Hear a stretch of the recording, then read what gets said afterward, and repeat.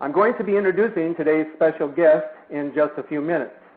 But first, I would like to address our listeners regarding what I feel we as inhabitants of this planet should be seriously pondering and asking ourselves as we read and hear about the ever-increasing and very disturbing earth and climate changes that are now confronting us and doing so in such a formidable way. What we should be asking ourselves are questions that strike fear in the hearts of all living things. Most notably, what is happening to our earth and atmosphere? Why is it happening at this particular time in our Earth's history?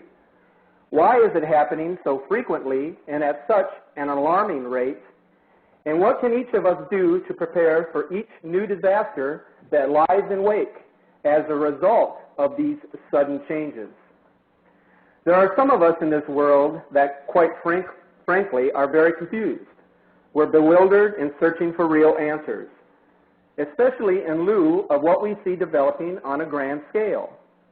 Those who are a bit confused are not really certain who to approach when asking for concrete answers, whether it be government politicians, church leaders, teachers, scientists, or even psychics, who sometimes have the uncanny ability to see and foretell of events that most of us are powerless to understand and deal with.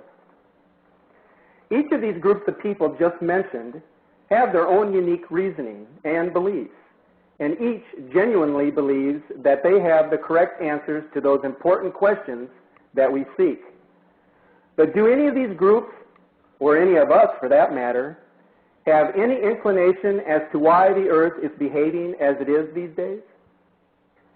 And yet in all of the confusion, there may be some answers in the way of clues and warnings that each of us listening here today could take for face value if we're so inclined to do so. Or, on the other hand, like so many do, it may be taken with a grain of salt, which is very unfortunate in the times in which we now live. In the midst of all the chaos and confusion, there is a voice, a stern warning that has emanated from within a certain society, that being the Hopi Indian civilization. These are words so spoken by one of their chosen representatives that each of us should now take to heart, especially as we pay eyewitness to the great changes now occurring on this planet. In their address to the United Nations on December the 10th of 1992, these words were spoken by way of warning to all the inhabitants of the earth, and I quote, "The earth will witness increasing floods, more damaging hurricanes, hailstones, climate change, and earth changes, as our prophecies have forewarned. Why do animals act like they know about the earth's problems, and most humans act like they know nothing? If we humans do not wake up to the warnings, the great purification will come to destroy this world in the same manner as the previous worlds were destroyed." Well, those are some very powerful words, aren't they, folks? Surely their meaning is being felt even today, with all that is happening not only here, but in virtually every continent and country across the globe. So is it possible that our guest today can enlighten us and provide some explanation as to why mankind is struggling for answers, as to how a generation of people can survive an ever-changing world? Well, we're about to find out.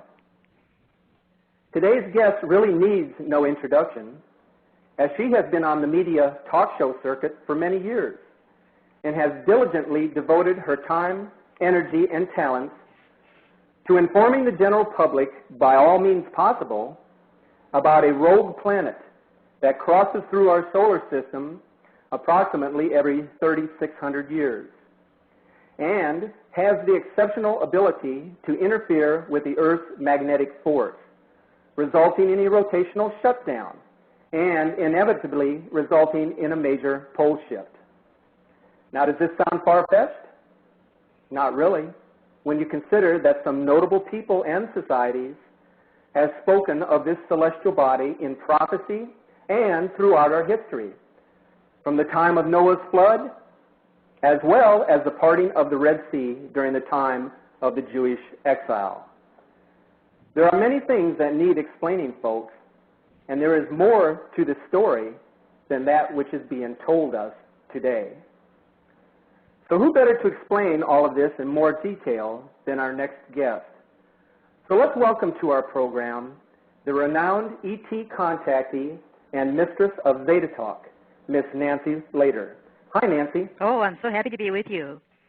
Nancy, you and I have become acquaintances as a result of our belief that the Earth is changing on a scale unprecedented in our lifetimes, and that mankind is along for this grand ride. And all of this occurring while both man and his Earth continues to evolve. When I first had the opportunity to communicate with you in the spring of 2003, a score of individuals had already contacted you via your website and had submitted a number of photos, some very credible, that were showing a large planetary object moving quite steadily towards the proximity of the sun. Some of those observers, including myself at the time, had never known of Planet X until they had heard individuals such as yourself, James McKinney, Zachariah Sitchin, as well as other notables explaining the origins of this mysterious rogue planet in its rather peculiar sling orbit through our solar system, as I mentioned, every 3,600 years. I wonder if you could take a few minutes to refresh or inform our listeners about this strange planet and how it may interact with the Earth as it supposedly has in the distant past, according to ancient prophecy.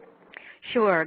Actually, it has a very odd orbit. Really, there is no name for this orbit in among our human astrophysicists who think that orbits should go round and round, around a sun, or perhaps if there's two binary suns in a close dance, they go around both those binary suns, like our moon goes around the Earth. But this has a sling orbit, and it goes past our two different suns. It doesn't go around them like a big egg. It's kind of like a pendulum swinging back and forth with our sun on one end and another sun on the other end. Now, it's not that far distant. According to the Zeta's 18.74 Sun-Pluto distances, you take the distance from the sun to Pluto and bop that out 18.74 times, and that's where that other sun is. Why don't we see it? It has never lit. It is a dark, unlit sun. But nevertheless, it's a mass, and our sun is a binary with it, but instead of having a binary dance, they're just kind of frozen. And this is because of, the Zetas say, all the little pushes and pulls from the neighborhood, it's kind of like in an equilibrium stasis, and they don't move. But this planet began to sling past one and then sling past the other when everything was congealing coming out of the Big Bang, and has never been able to stop that. It's sort of locked into that. The sling orbit, as you mentioned, takes place about every 3,600 years. According to the Zetas, every 3,657 years on average, can wiggle around a little bit, depending on what it encounters in space. And most of the time in this sling orbit, it's stuck between the two, slowly moving, along in the direction. But then it picks up speed and zooms past the sun. It goes from the midpoint between the two to reach one of its suns in about 7 years, and then inches past that sun, and then zooms on a little bit further, and then turns around because both of its gravity giants are behind it, and starts the process back. So we're right now in the position where it zoomed into our solar system in 2003, which was a time when we had dramatic second sun rising. People would say, I saw two suns rise, and we caught some of this on photo too. There's a few that are really undeniable and very dramatic, but we got an awful lot of people just reporting that they saw two suns rising and were stunned. This is because the Earth at that time was on the opposite side of the sun. Planet X comes zooming into our solar system from the direction of Orion, as legend says. And we were on the opposite end of the side of the sun, so the sun's rays bounced off its massive dust cloud, which shrouds it, and back toward us, which made it look like a second sun rising. And this is of legend. People talk about two suns or the second sun. And indeed, you're right. It is in legend, Book of Exodus, the Jewish Exodus, also documented in the Kolbrin, which is Egyptian records. It's called the Kolbrin Bible because it parallels, so much of what the Bible says. And the Kolbrin also details a lot of what went on during the period of the flood, much more so than the Bible does.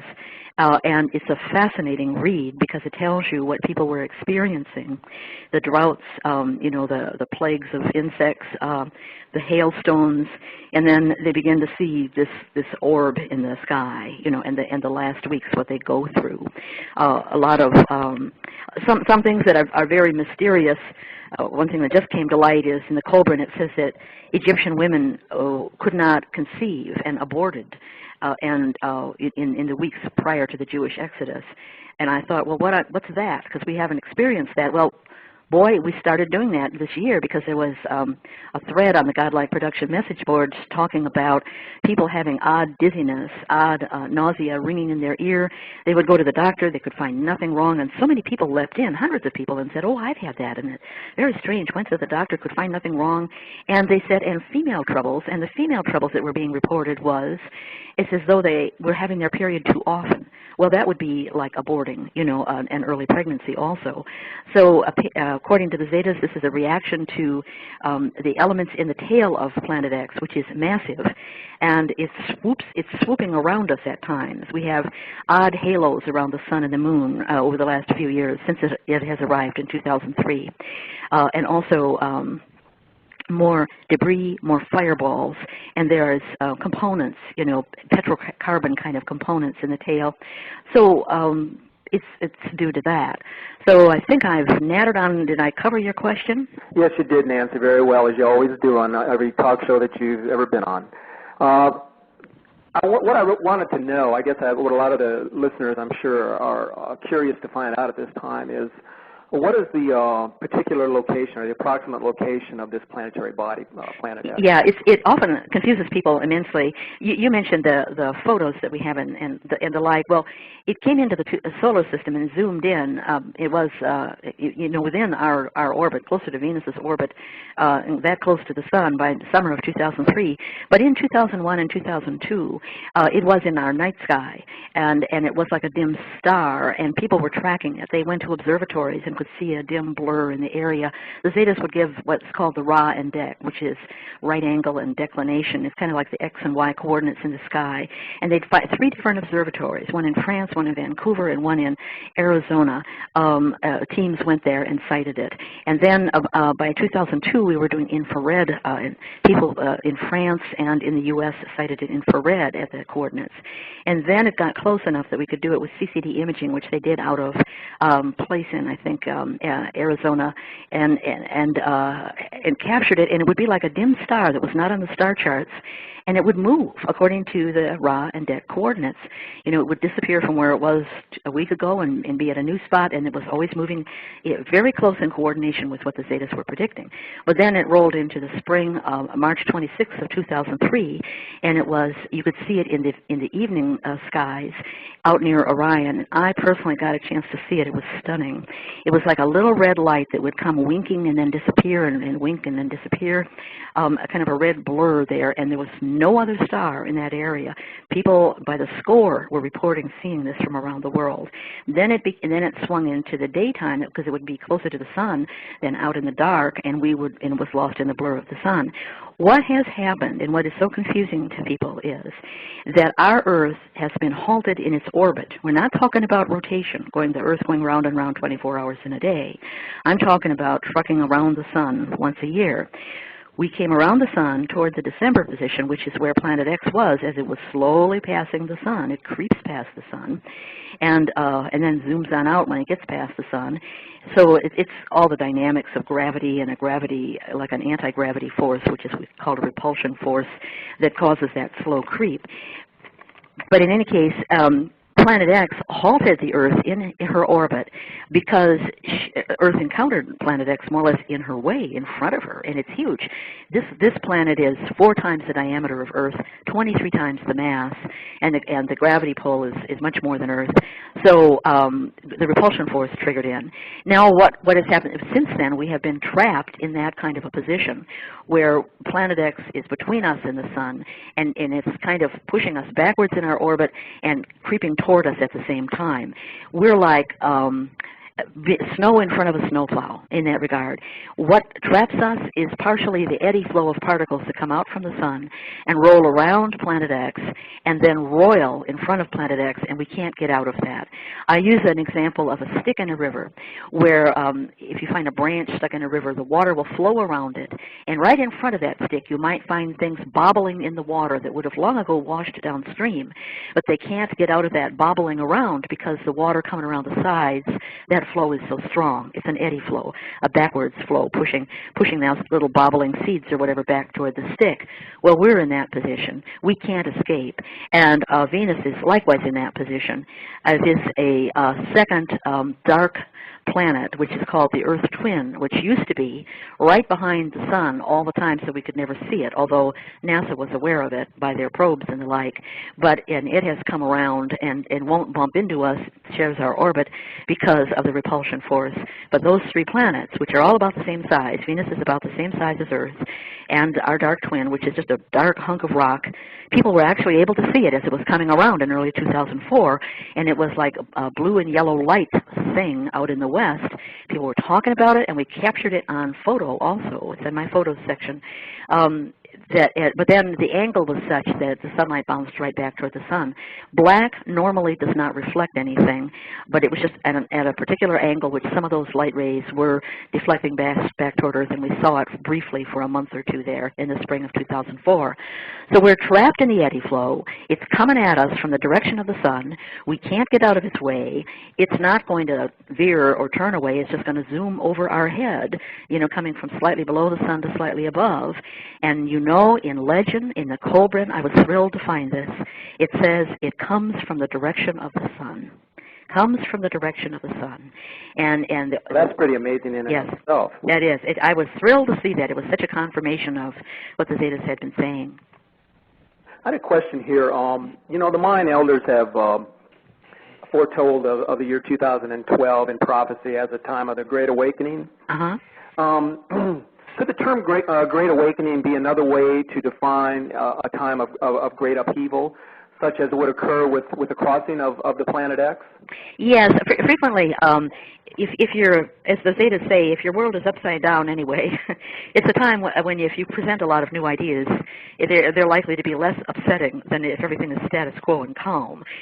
So they said, for instance, during the pole shift, when everybody is dealing with, Lord, what has just happened, in my life, and my house blew away, and the sun is rising and setting in a different place, and what does this mean? And you may, in fact, encounter aliens in your conscious who might become your new neighbors, because when you're shook up like that, your mind is more open to new concepts, and the fact that your neighbors look a little odd, are kind of bald and speak telepathically and fly around in spaceships is the least of your worries. So, the awakening is a term that the Zetas have used to describe people becoming aware that they're galactic citizens, that man is not alone. And of course, some of us have known that, from jump, but the way the government has gone about it with Blue Book and everything is swamp gas and berating anybody who says they're a contactee, treating them like an enemy of the state, lately it's gone the other way because they've lost this game to try to pretend that UFOs don't exist. The number of contactees has ballooned exponentially, and mass sightings are happening all the time. And so now, videos and photos are showing up more and more, and people are talking openly, and governments are giving up. In France, they've opened their UFO files. The UK is going to do that partially. The government in Chile, the military in Chile, sent representatives to a UFO conference there to talk about some of their documented cases. And in the U.S., we're just as tight as a crab's ass, I guess is the way I've heard somebody say it. I don't think they have an ass, but anyway, in other words, Bush doesn't want to give an inch, on any of this, and we're still ridiculing. Although I was stunned to see Fox come out and talk about Roswell, and allow some guy to natter on for almost 5 minutes about famous UFO cases and how these military officers are making deathbed confessions or whatever, and that Roswell really was aliens and spaceship UFOs and the like. So the awakening, in my mind, is talking about becoming aware of that we're galactic citizens and life elsewhere exists, and not being frightened, by the idea of meeting aliens, as contactees are all the time. Well, as I mentioned in my opening remarks, there are many people out there, well, even today, who have no inclination or understanding with respect to the events that are occurring on Earth, and for that matter, in the heavens. I would like to address the Zetas with a question, Nancy. Sure. That I'm sure is on the minds of many folks who are listening to this program today. Mm-hmm. There are many changes taking place on the Earth that we as humans do not understand, as their origin has not been fully explained to us. We are now being told by the media that the Earth and climate changes are the result of severe warming due to the drastic buildup of greenhouse gases and man's negligence in curtailing the emission of CO2 into our atmosphere. My question to the Zetas, is man to blame for the massive Earth and climate changes we are now experiencing, as we are being led to believe? Or could it be that forces outside the control of mankind are playing a significant role with the events that are unfolding before us? And here's Zeta Talk on that. And when I'm done wrapping English around the concepts that the Zetas give me, I'll say end of Zeta Talk so that it's back to old Nancy Talk. Okay. And here's Zeta Talk.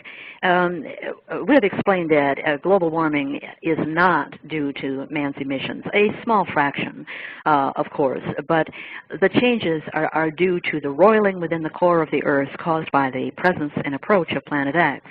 It's a large magnet. The Earth is a large magnet. Gravity, attraction, and push-pull are involved, along with many other particle flows that man is not aware of. Man is aware of 1 out of 1,000, perhaps, particles, subatomic particles that we Zetas are aware of, and it does no good to try to explain them all, because we would be in school forever in Particle Flow 101.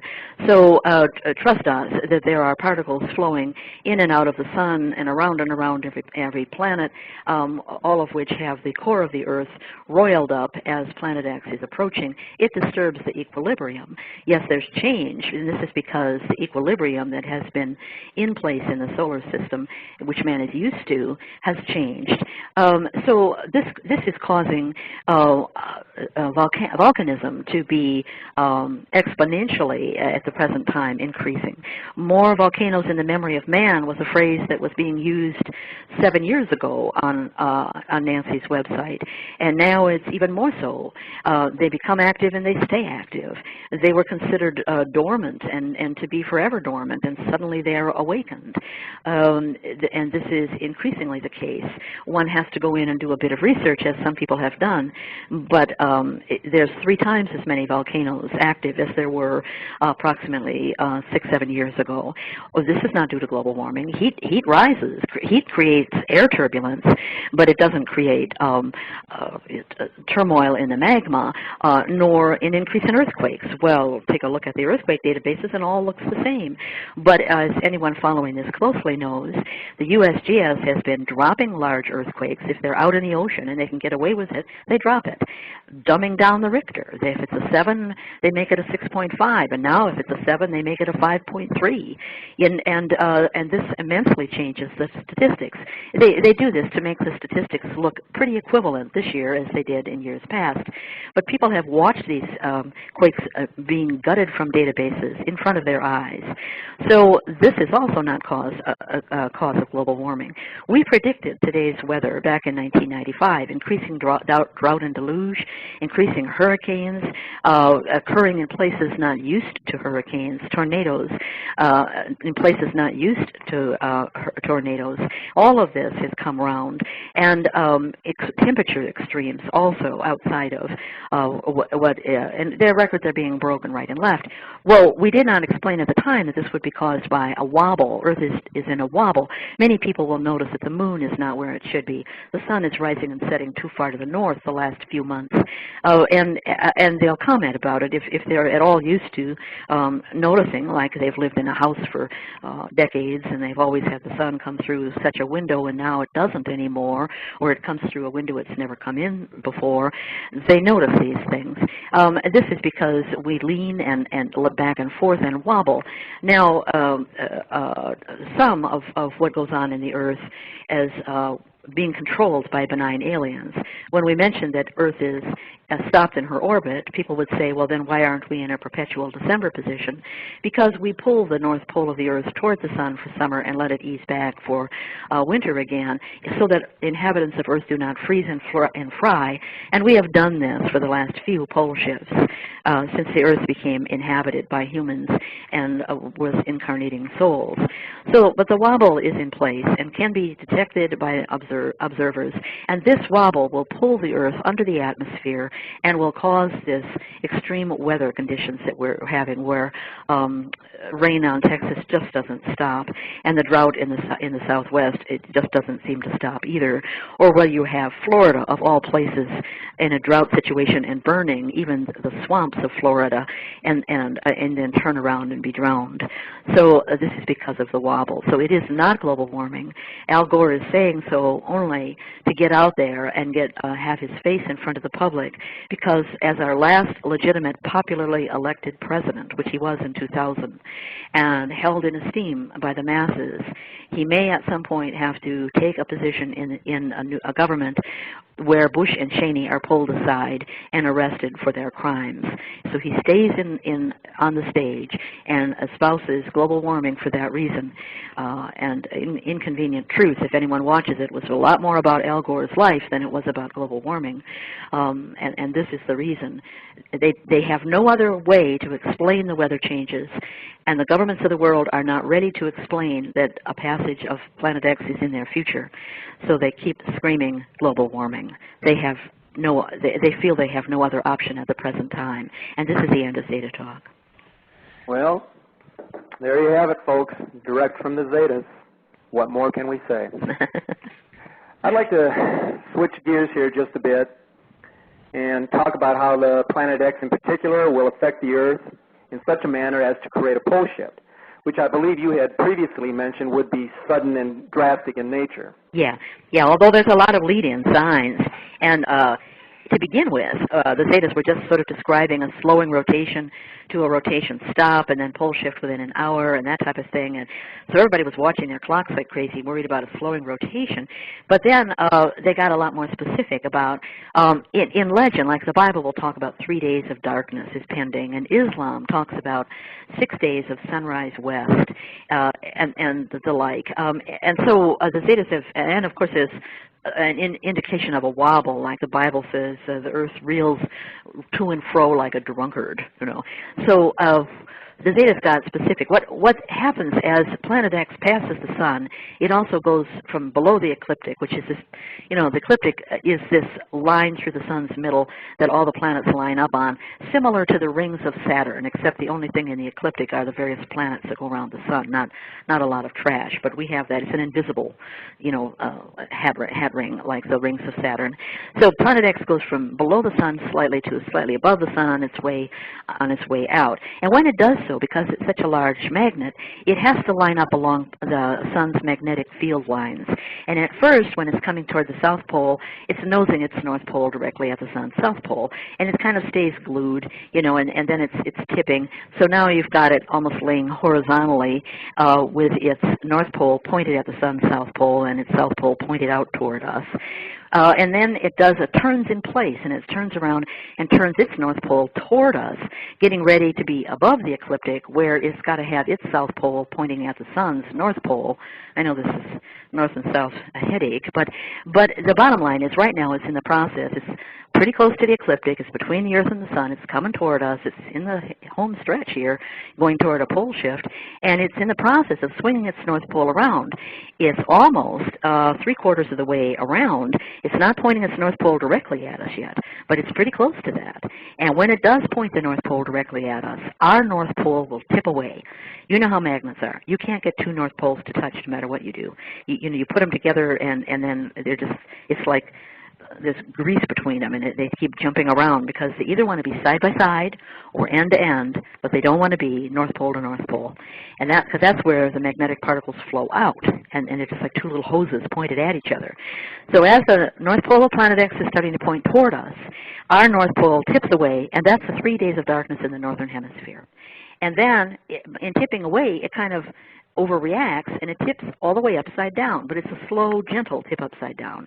Well, if we're standing on our head, and north is down and south is up, and we keep our same rotation, going round and round, guess where the sun is? It would appear to rise from the west, which is what Islam says, 6 days of sunrise west.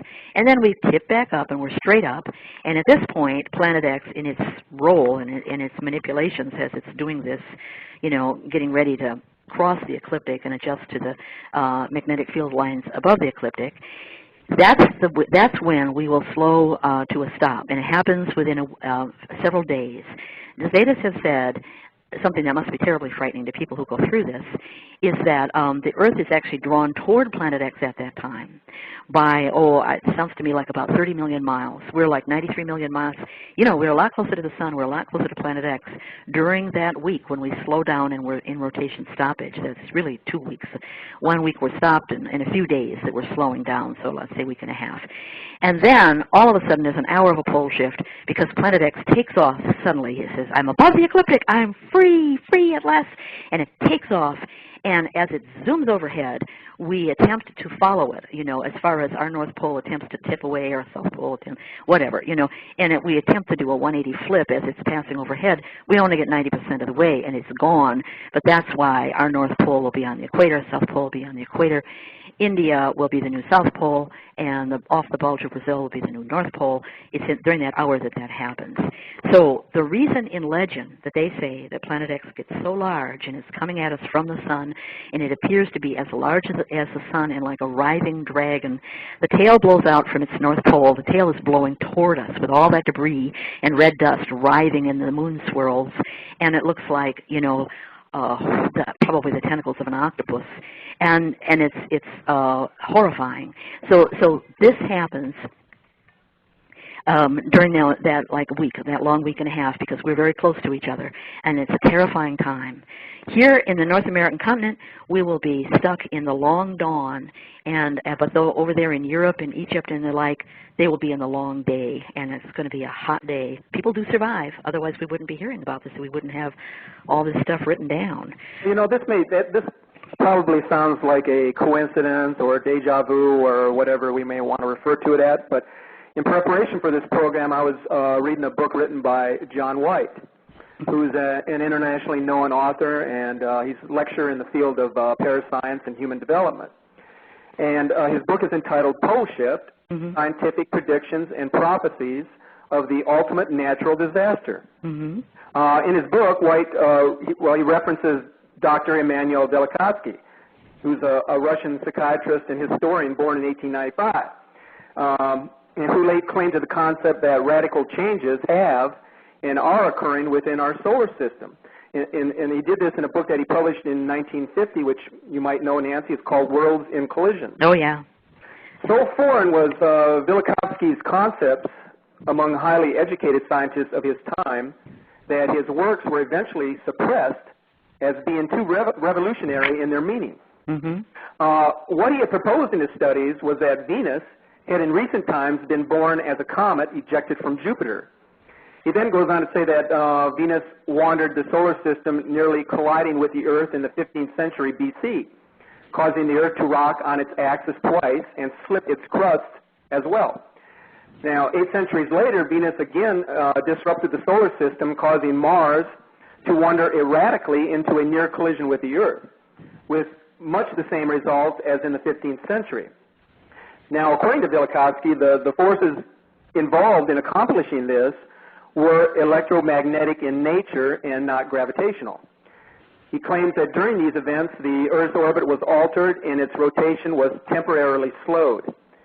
At this time, the compass points changes, the climate changes, and the length of the day and year changes.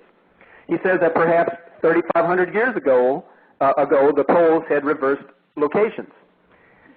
Indeed, as a result of global tilting, there would be extended darkness in one portion of the world and extended daylight in others, which is exactly what Exodus chapter 10, verses 22 relates, when it says, and I'll quote this, "And there was a thick darkness in all the land of Egypt for 3 days." Mm-hmm. Several Egyptian papyri tell of the earth being turned upside down Mm-hmm. to where the south becomes north, and signs of the constellations are then reversed. In effect, the sun rises to the west and sets in the east.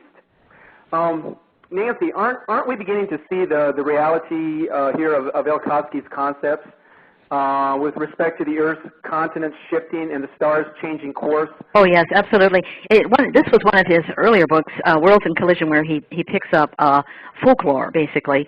And he followed it. His last one, I believe, was Earth in Upheaval, which actually is repeating scientific studies of the geology of the Earth, what's measured in the geology of the Earth, and not talking about folklore and legend at all. You know, like the fact that the 3,600 years ago or so, all the oceans of the world worldwide dropped 16 to 20 feet. And they determined this, Daly and other scientists, by the fact that their beaches were so high they were no longer being washed by waves, but they had been, and they were able to do like carbon dating kind of thing and determine, and so, well, where did all that water go? Obviously, the great rifts in the ocean, like the Atlantic Rift, deepened, for instance. And he was attempting to take all of this information and make sense out of it. And there was another author by the name of Hapgood who had the sliding crust theory, which Einstein espoused and said it made the most sense in as far as why we have wandering poles and the like.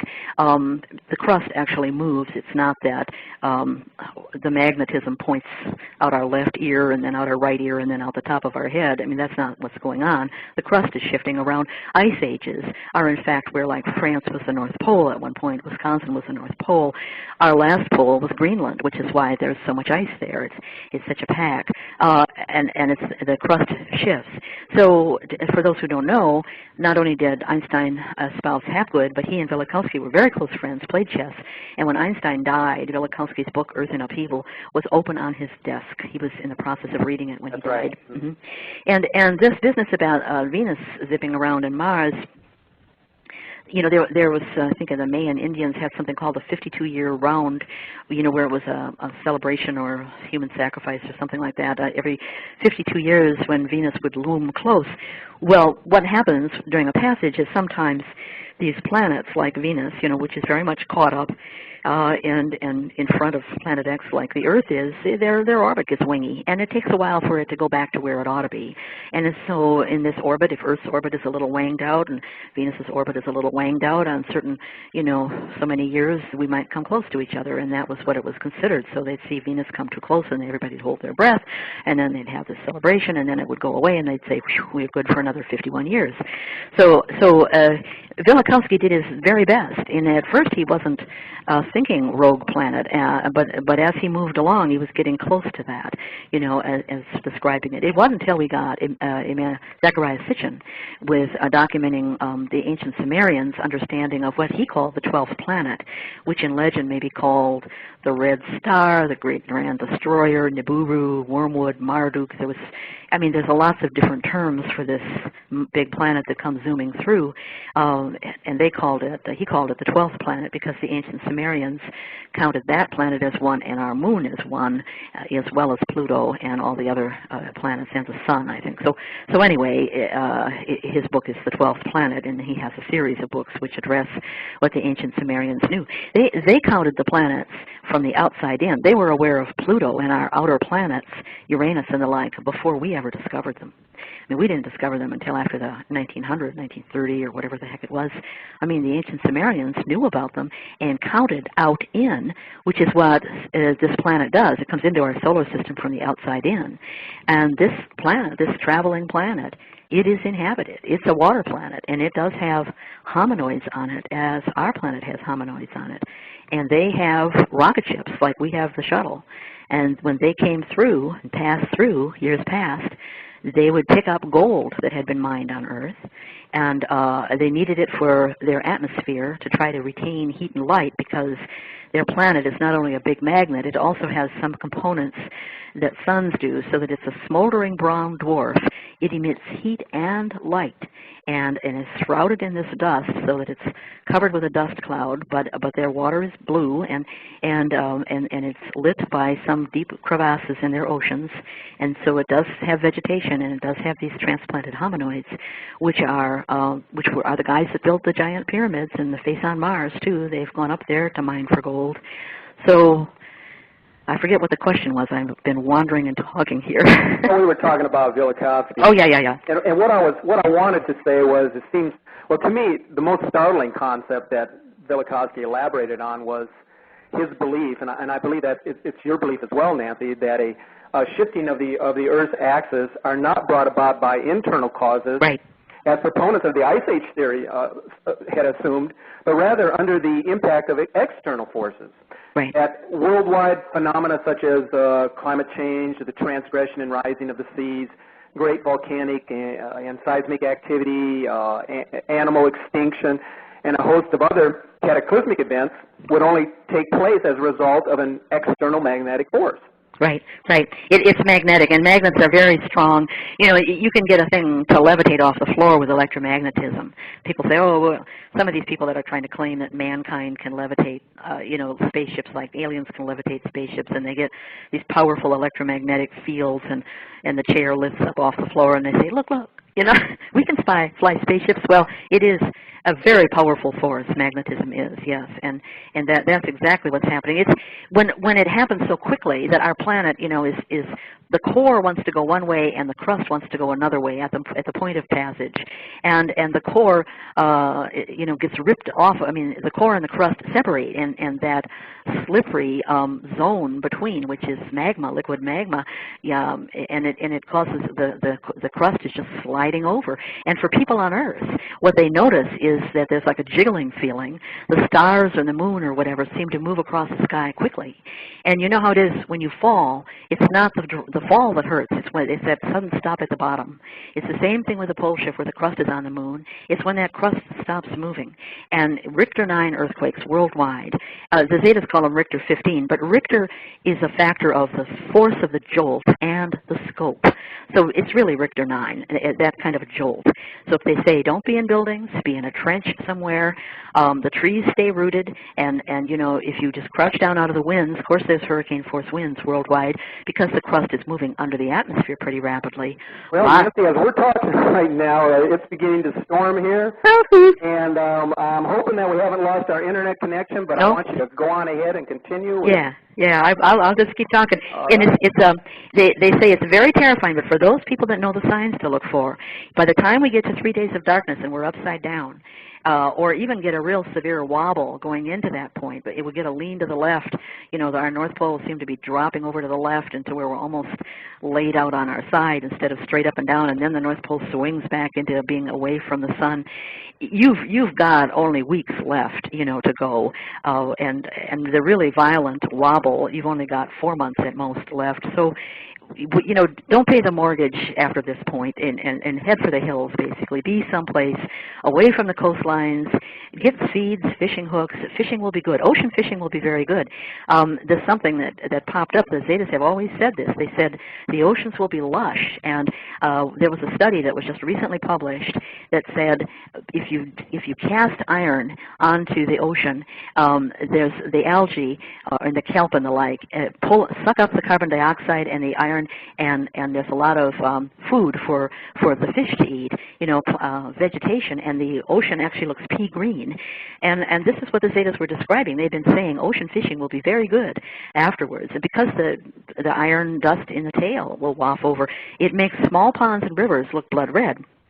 But the red rivers of revelations. But for the oceans, it's going to make all the kelp and the seaweed and everything grow and renew the oxygen in the air, and the fish will recover. We're going to have heavy die-off on the coastlines. The recent studies have said, the reports have said almost half of all mankind is living in cities at this current time. Well, and most of those cities are in river bottoms or on coastlines. You know there's going to be a lot of death from drowning, and that buildings will drop on people in cities. So the oceans won't be fished out. But you've got to get up in the hills. Remember to distill your water. There's a lot of easy ways to do this, easy techniques. Check my website. There's hints on how to do this with pots and pans, and you can get a gallon of distilled water in no time over a fire, and then have hot washing water as an offset. Remember, bugs are good to eat, and also weeds. There's a lot of weeds in vitamin C, vitamin A. You would be surprised. Things that we dig out of our garden and throw away are just as nutritious as lettuce and cabbage and the like that we pay money for. So look into low-light plants like potatoes. I have sheep sorrel, which is sky high in vitamin C, which is a weed growing in my lawn, which I treasure. Get familiar with that, and think of living like the Amish do, like 100 years ago, off the grid, hand tools, and teaching your children at your knee how to live, and it's going to be peaceful and moving into better times for the survivors. You still there with me? I'm still with you, Nancy. I was just looking at my clock here because I've lost my internet connection. I think we got like about 6 minutes left, and I did want to ask you one more question. Sure. Before we leave today. It's being reported by a number of close observers that the sun's orbit across the ecliptic appears to be out of sync. Instead of moving steadily towards the southern hemisphere as it normally would, progressing into the summer solstice, it appears to be moving very little. In fact, it has been taking a northerly track as it crosses the horizon. Are people's eyes deceiving them when they're making these observations? Oh, no.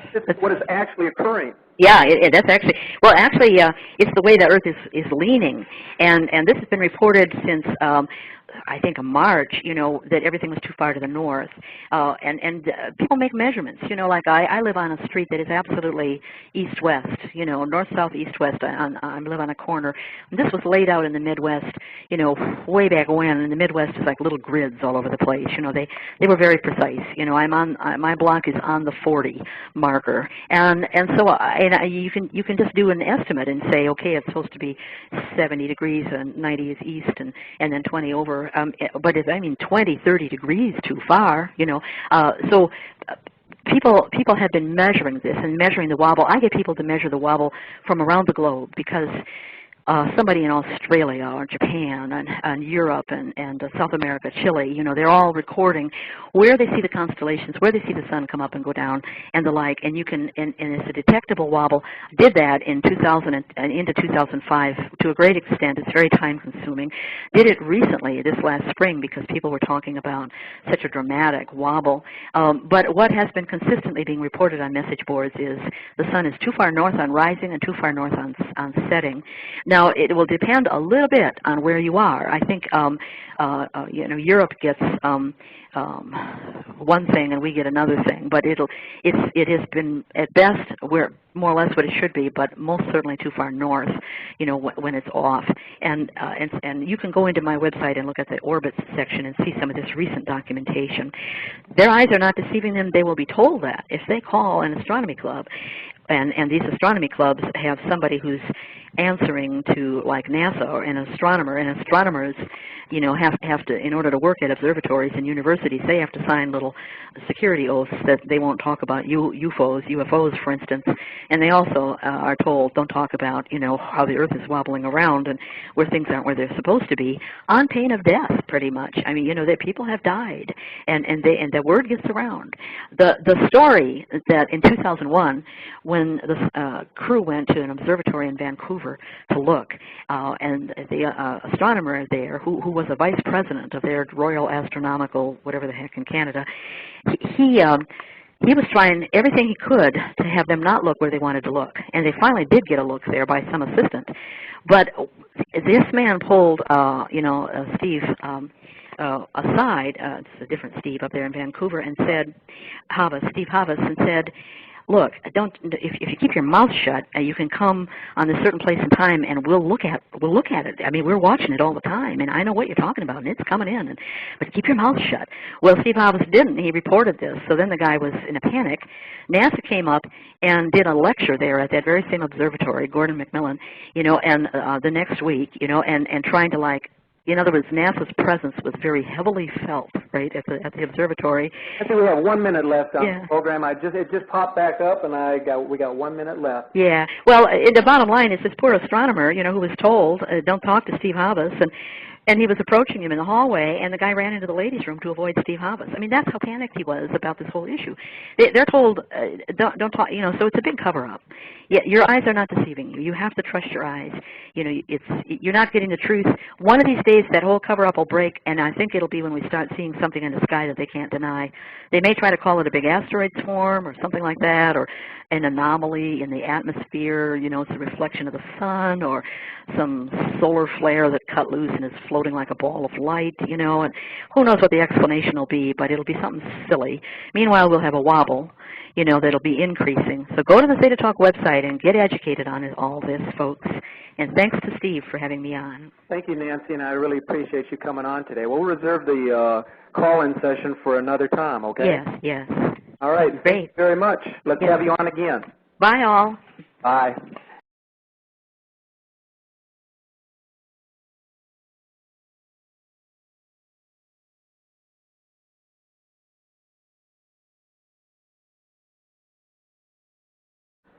I'm going to be introducing today's special guest in just a few minutes.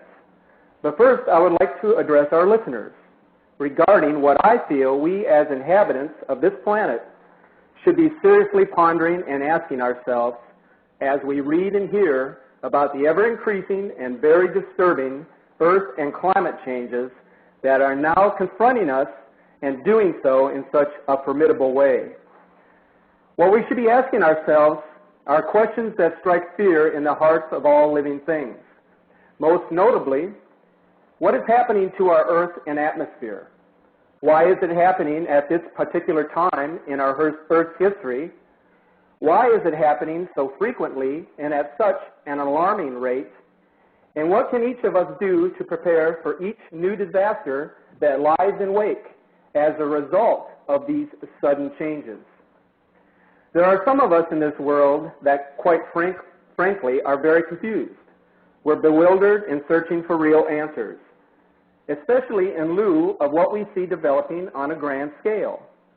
Those who are a bit confused are not really certain who to approach when asking for concrete answers, whether it be government politicians, church leaders, teachers, scientists, or even psychics, who sometimes have the uncanny ability to see and foretell of events that most of us are powerless to understand and deal with.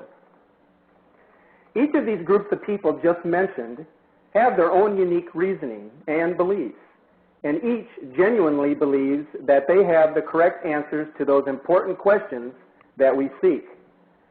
But do any of these groups, or any of us for that matter, have any inclination as to why the Earth is behaving as it is these days? And yet in all of the confusion, there may be some answers in the way of clues and warnings that each of us listening here today could take for face value if we're so inclined to do so. Or, on the other hand, like so many do, it may be taken with a grain of salt, which is very unfortunate in the times in which we now live.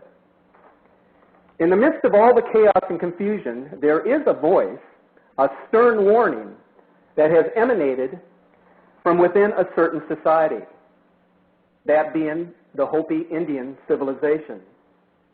These are words so spoken by one of their chosen representatives that each of us should now take to heart, especially as we pay eyewitness to the great changes now occurring on this planet. In their address to the United Nations on December the 10th of 1992, these words were spoken by way of warning to all the inhabitants of the earth, and I quote, "The earth will witness increasing floods, more damaging hurricanes, hailstones, climate change, and earth changes, as our prophecies have forewarned."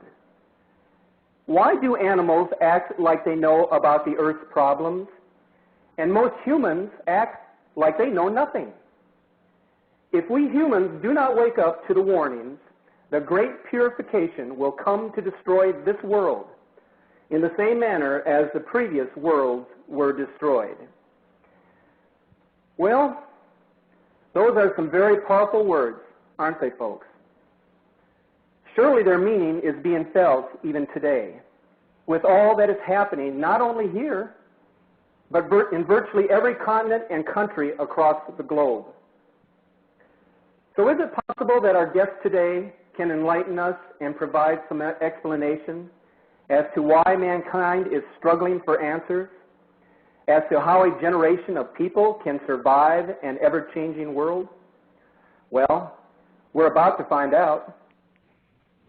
Today's guest really needs no introduction, as she has been on the media talk show circuit for many years and has diligently devoted her time, energy, and talents to informing the general public by all means possible about a rogue planet that crosses through our solar system approximately every 3,600 years and has the exceptional ability to interfere with the Earth's magnetic force, resulting in a rotational shutdown and inevitably resulting in a major pole shift.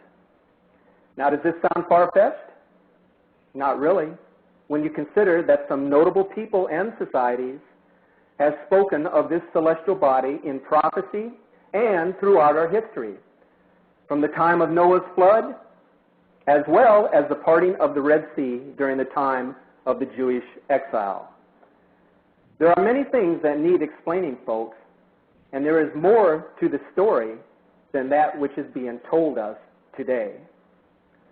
So who better to explain all of this in more detail than our next guest?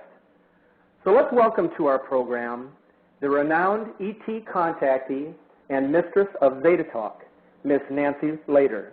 Hi, Nancy. Oh, I'm so happy to be with you. Nancy, you and I have become acquaintances as a result of our belief that the Earth is changing on a scale unprecedented in our lifetimes, and that mankind is along for this grand ride. And all of this occurring while both man and his Earth continues to evolve.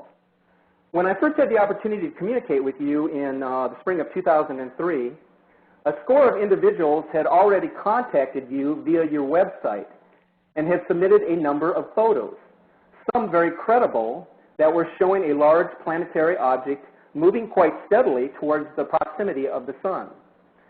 Some of those observers, including myself at the time, had never known of Planet X until they had heard individuals such as yourself, James McKinney, Zachariah Sitchin, as well as other notables explaining the origins of this mysterious rogue planet in its rather peculiar sling orbit through our solar system, as I mentioned, every 3,600 years.